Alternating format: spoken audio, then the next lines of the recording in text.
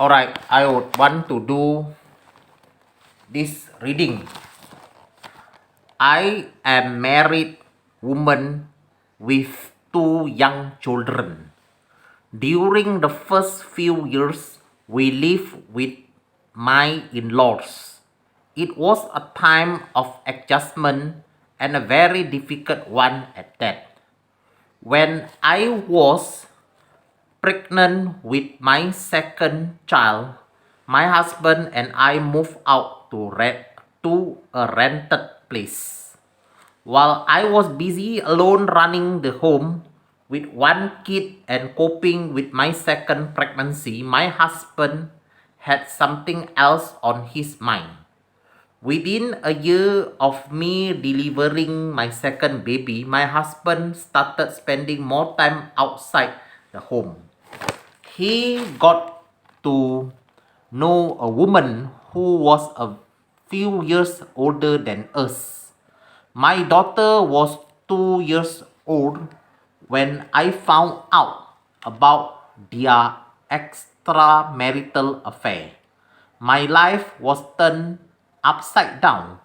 I confronted my husband and he assured me that this won't be repeated.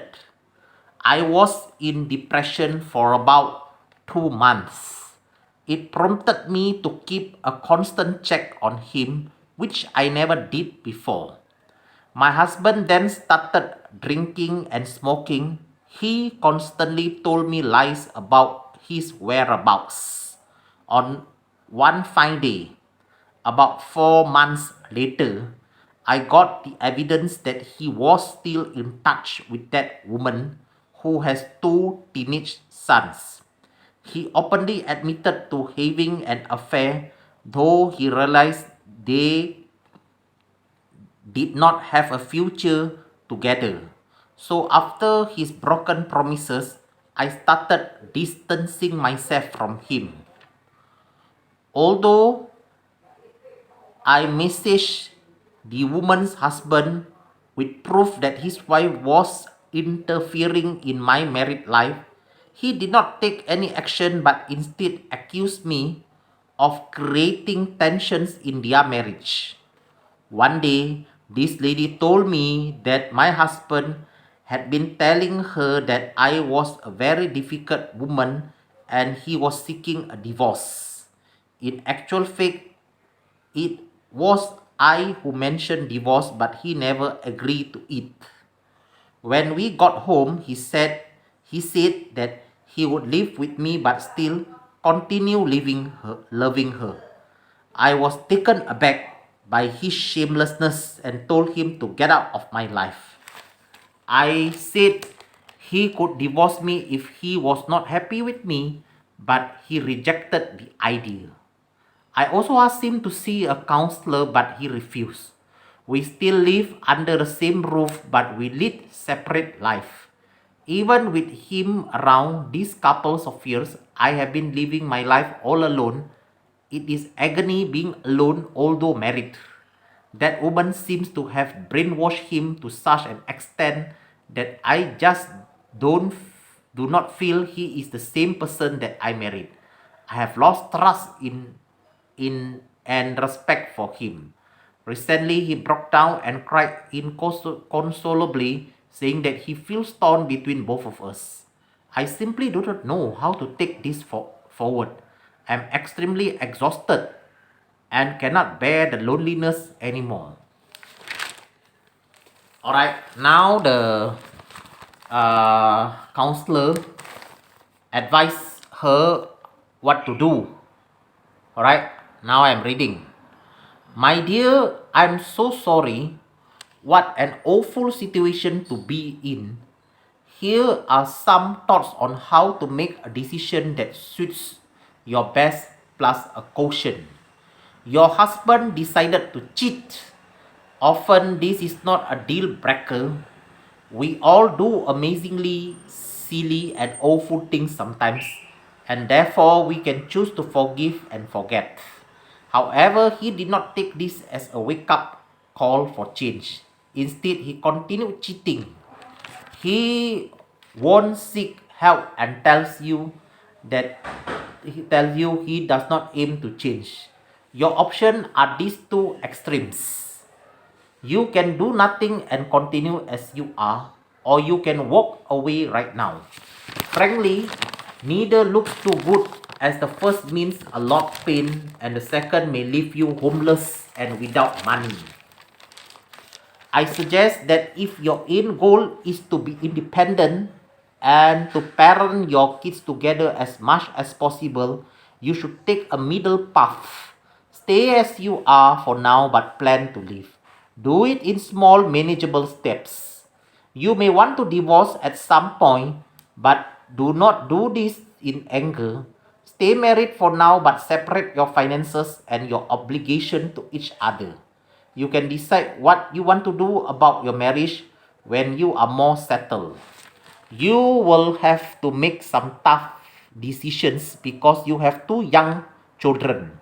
So you shall have to plan who has them from day to day, who pays for what, where you shall live, and so on. And you will need to plan your own life. That means a job with an income and a savings and retirement plan. While you work out what needs to happen, I strongly suggest you are cautious. Normally, when a marriage falls apart and there are children involved, I recommend open communication with an open heart because you are both parents and you should be looking for win-win. However, and I do not say this lightly, I do not think your husband can be trusted to be honest or open. He has lied and cheated for months at a time. He has also told you flat out that he is going to carry on as he is. You call it shameless, and I think you are right.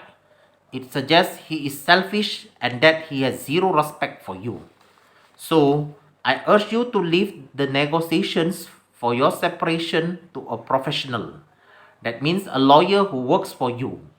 It will save you from heartache, and it is more likely to result in an agreement that he will respect and stick to. Also, I urge you not to just follow convention where you become responsible for all the child rearing and have him provide a bit of money. If he has a career, it may be best for him to remain in your home and take over the care of the children while you move out and work on getting your career together. You need not move far away, and then you can see the children for weekends and part of the holiday. Please do consider this carefully. Too many ladies end up juggling children and several jobs while their ex-husband is out and about spending money on his pleasures instead of his dependent children. When you plan, think long term for you as well as what the children need. Take legal advice and protect yourself as much as you can. In addition, your kids are small now, so you can expect their needs to evolve as they grow. Your situation and your husband's situation will change over time too. So, a custody and finance arrangement that works now will need to be adjusted every few years. And this will take some thought and planning and is bound to raise a lot of emotions.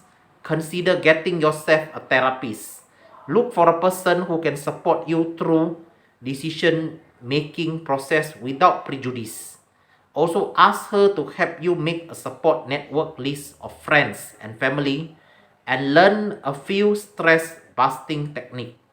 Again, I'm so sorry you are in this situation. I wish you the best of luck.